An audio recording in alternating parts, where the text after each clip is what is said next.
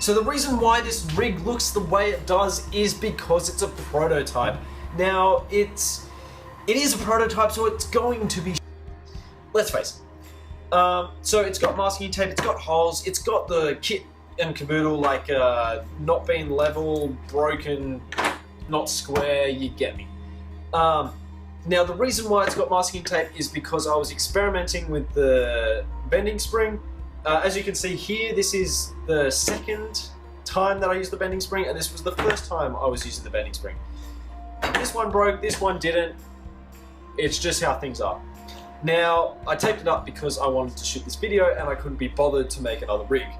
The reason why it's got holes was because I wanted to test this rig not only on land, but also in the water.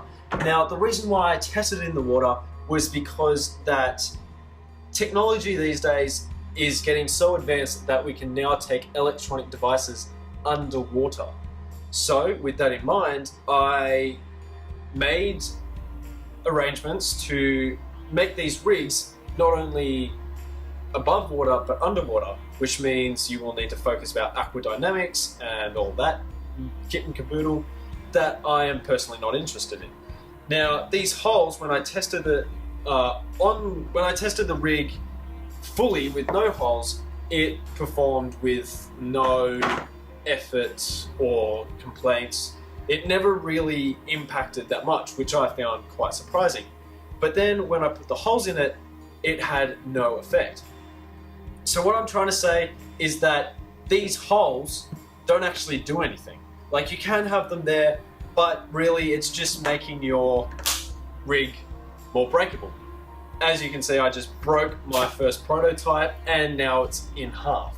So this is what I'm trying to get at, is when you design rigs yourself, say that you're a bike enthusiast, cycling or whatever, you're on a mountain bike trail and you're traveling down and you want to film your wheel or your suspension going up and down, and you build a rig for that.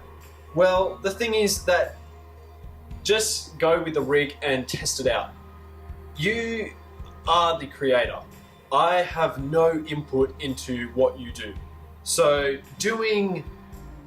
making your rig and making it perfect is not what it's about. It's making a rig to get you the best quality project.